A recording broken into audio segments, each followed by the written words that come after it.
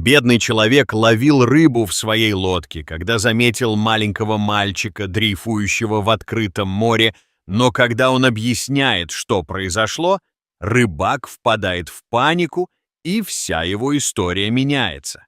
На рассвете, как и многие другие, Джон, рыбак, чья жизнь была связана с морскими волнами, проснулся в своей примитивной лодке, готовясь к очередному дню борьбы за выживание.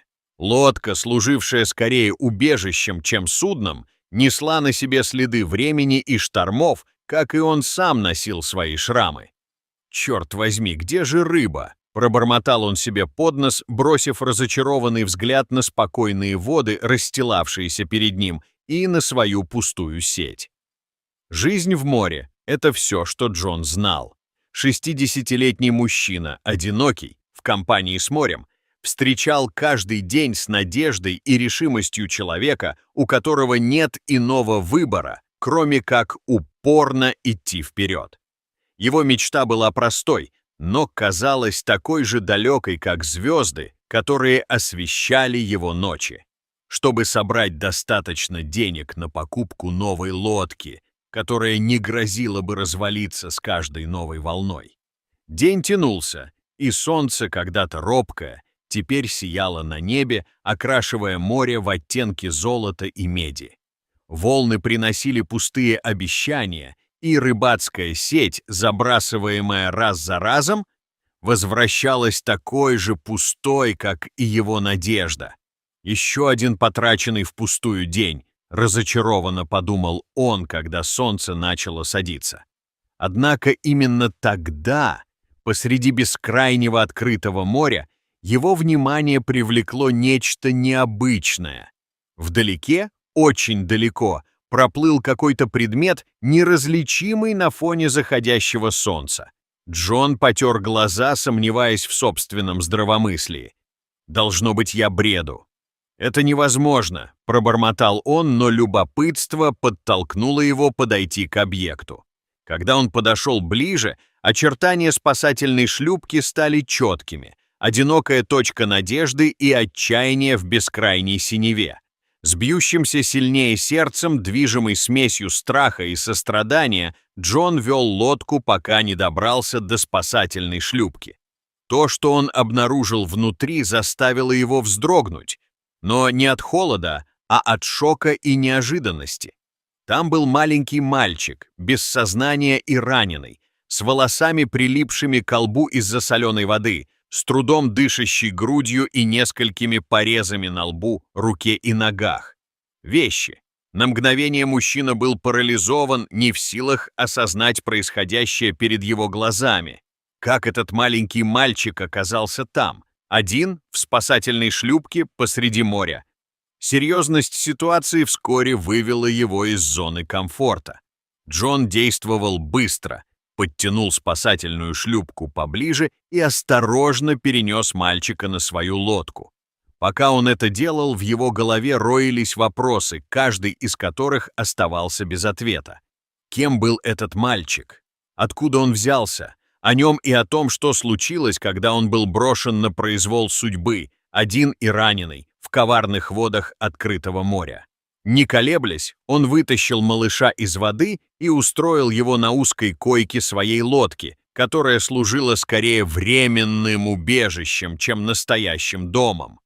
Взглянув на мальчика, которому на вид было около 8 лет, Джон заметил, что его губы потрескались от обезвоживания, а кожа покрыта синяками, молчаливыми свидетельствами борьбы за выживание.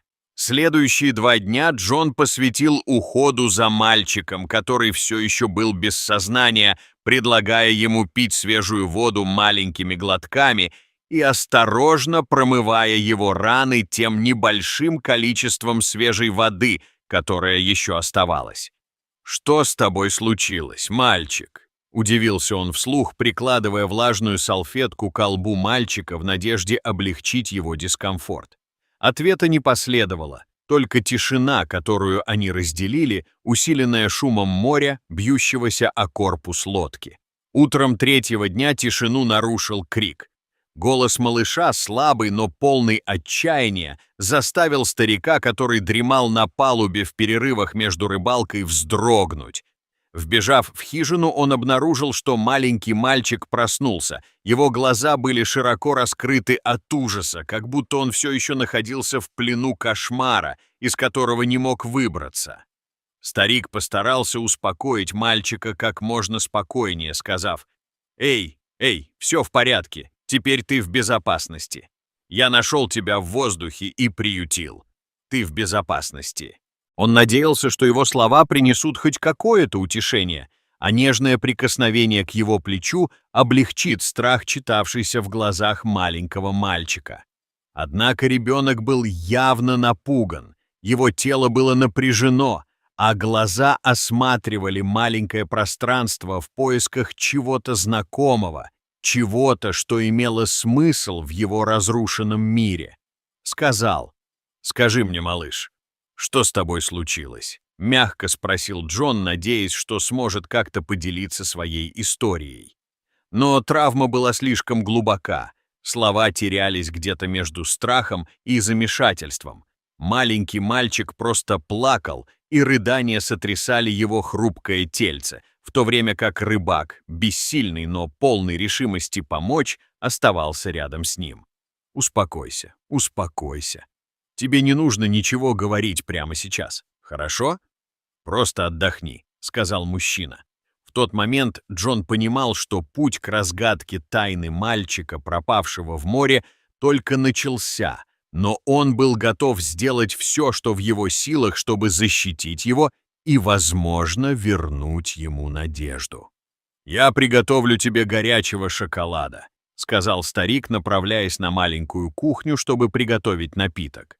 Джон вернулся и наблюдал, как маленький мальчик допивает свой горячий шоколад, не отрывая взгляда от пустой кружки, как будто в ней были ответы на тот вихрь эмоций, который захлестнул его. Глубоко вздохнув, мужчина призвал его заговорить снова, поделиться своей историей, предложив ему надежную гавань в бурных водах его молодой жизни. И это сработало. Маленький мальчик представился как Газ. «Наш самолет, он разбился», — сказал мальчик, и его дрожащий голос выдал тяжесть травмы. Глаза рыбака расширились от удивления. «Самолет? Вы были на борту самолета, который упал в море? Он?» В его словах сквозило недоверие, но серьезность взгляда мальчика рассеяла все сомнения. Было ясно, что ребенок с трудом подбирает слова, каждое предложение прерывалось рыданиями. «Мы возвращались из дома моих бабушки и дедушки в Англии, и моя мама была со мной», — пробормотал он, прежде чем его охватила печаль. «Мамочка». Слезы потекли ручьем, каждая капля несла в себе тяжесть тоски и потери. «Я больше не увижу свою маму, не так ли?» Вопрос, заданный с невинностью, искаженной болью, пронзил сердце Джона. Мужчина, движимый отеческим порывом, протянул руки и заключил маленького мальчика в объятия, жест, который должен был принести хоть какое-то утешение, каким бы хрупким оно ни было. «О, малыш, мне так жаль», — пробормотал он взволнованным голосом. «Мы выясним, что произошло, я обещаю тебе. Мы поможем тебе. Ты не одинок». Ребенок цеплялся за мужчину так, словно тот был последней надеждой в мире, который разваливался на части. Всхлипывая, он рассказал, как самолет начало трясти, как пассажиры начали кричать, затем раздался взрыв, и как в последнем порыве отчаяния его мать, которая упала в море вместе с ним, посадила его в спасательную шлюпку, пожертвовав ради него своим шансом на выживание. «Последнее, что она сказала мне, это быть сильным», — прошептал он, и его слова почти растворились в морском ветре. «И что она любит меня». Рассказ Гаса о несчастном случае, мужестве его матери и жестокости его внезапной утраты лишил рыбаков дара речи. Масштабы трагедии, которая свела их судьбы в неожиданной встрече в открытом море, легли тяжелым бременем на его плечи, Ответственность, которую простой рабочий и представить себе не мог. Когда сумерки окрасили небо в утренние тона, Джон принял твердое решение. «Давай вернемся. Давай найдем место, где разбился самолет», заявил он, обращаясь скорее к самому себе, чем к мальчику. «Я не знаю, что мы собираемся найти, но пойдем. Твоя мать, она дала тебе шанс выжить. Давай оценим это». Решимость рыбака встретиться лицом к лицу с неизвестным, найти ответы и, возможно, спасение зажгла огонек надежды в сердце мальчика. Вместе под бескрайним звездным небом они отправятся в плавание на поиски истины, руководствуясь памятью о женщине, принесшей высшую жертву ради любви. Мужчина скорректировал курс своей лодки, руководствуясь интуицией относительно того, где он видел мальчика, прибывшего в спасательной шлюпке. Он не знал точного направления, но знал, что мальчик прибыл с севера. Море, огромное и непредсказуемое, казалось, хранило свои тайны в мрачном безмолвии. Когда он приблизился к тому месту, которое, как он полагал, было местом аварии, его охватило чувство беспокойства, ощущение, что он вот-вот обнаружит что-то ужасное. Когда они, наконец, прибыли на место, картина, развернувшаяся перед его глазами, была полной безысходности. На поверхности моря, покрытой масляным пятном, плавали обломки судна, что является немым свидетельством произошедшей катастрофы. Рыбак с тяжелым сердцем записал точные координаты, все еще пытаясь осознать масштабы катастрофы. Вода, и это могло бы объяснить, почему в тот день в море не было рыбы. «Должно быть, из-за несчастного случая они исчезли», — пробормотал он себе под нос. С тяжелым сердцем Джон вернулся на сушу, полной решимости поделиться собранной информацией. Только прибыв на место, он узнал о происшествии из сообщений местных жителей и из новостей, которые начали распространяться.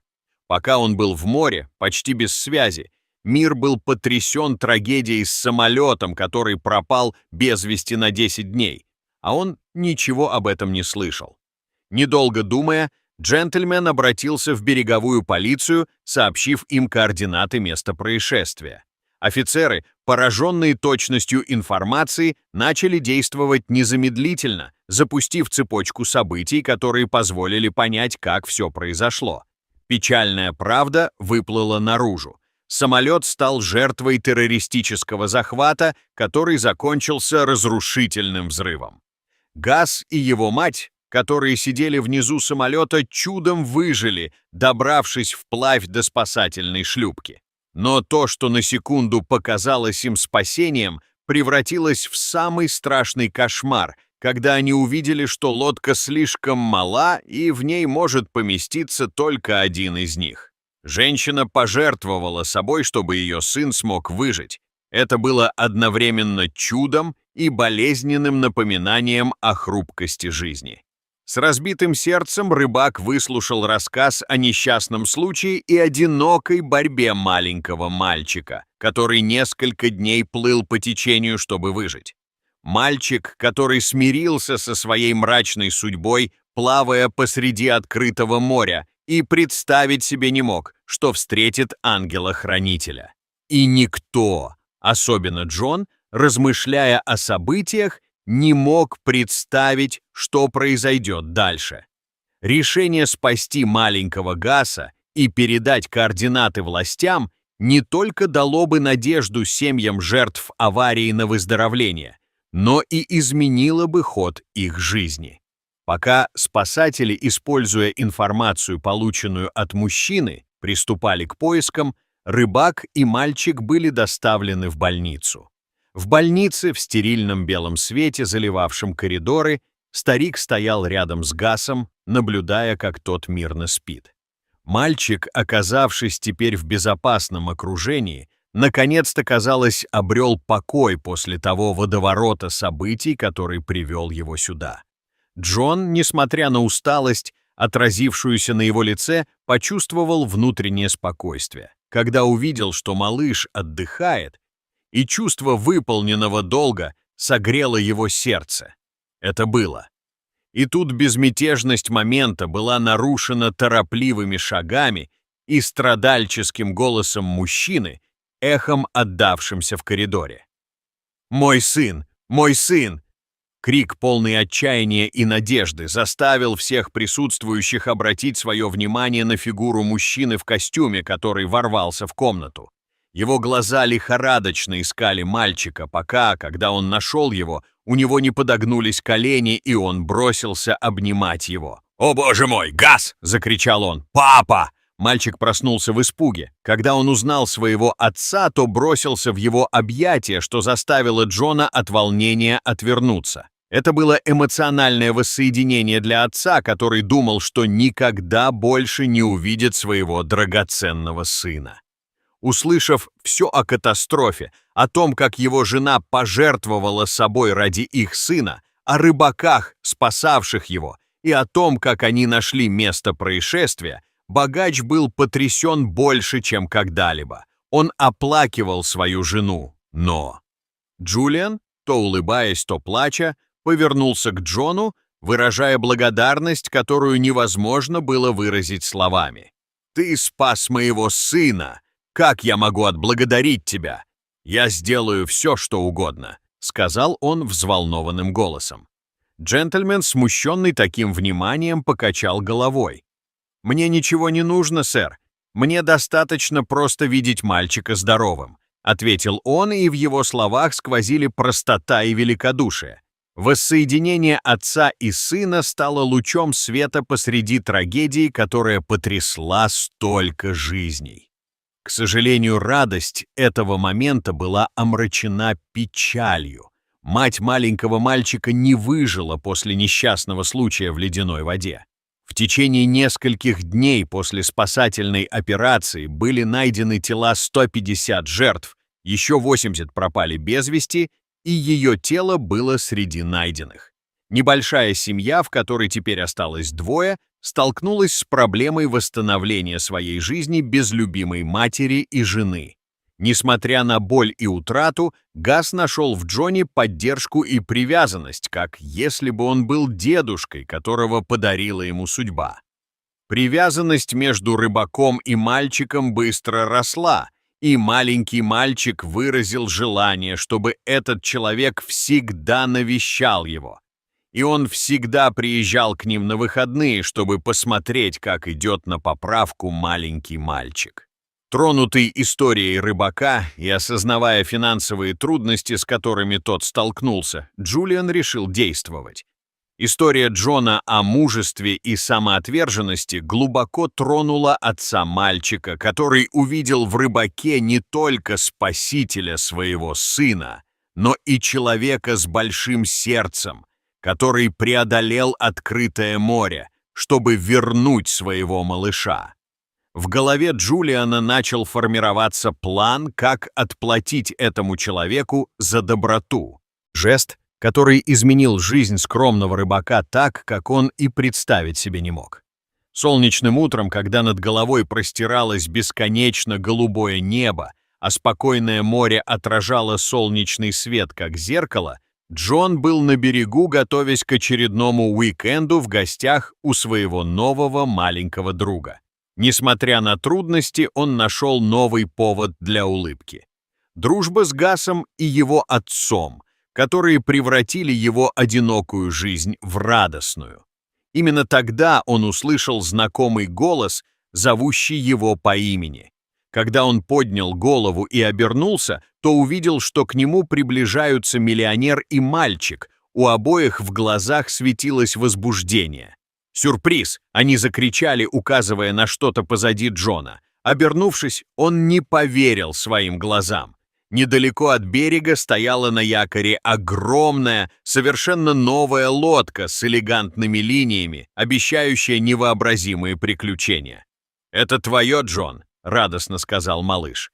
«Это был подарок миллионера в благодарность за спасение сына». На глаза рыбака навернулись слезы, каждая капля которых несла с собой годы борьбы и мечтаний. Он плакал, но не от печали, а от огромного облегчения и глубокой благодарности.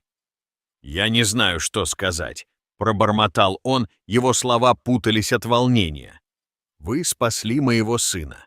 Это самое малое, что я могу сделать», — ответил Джулиан, положив руку на плечо старика. «Кроме того, у меня есть к вам предложение». Они поговорили, и старик был в полном восторге. Со своей новой лодкой, своим новым плавучим домом Джон смог расширить сферу своей деятельности. Море, которое когда-то было непредсказуемым противником, превратилось в плодородную почву, щедро предлагавшую ему свои плоды. Благодаря руководству и инвестициям миллионера этот джентльмен не только поймал невиданное ранее разнообразие и количество рыбы, но и основал собственную рыболовецкую компанию. Вместе они с Джулианом стали партнерами, объединив усилия в предприятии, которое процветало с каждым днем. В жизни Джона произошли замечательные перемены.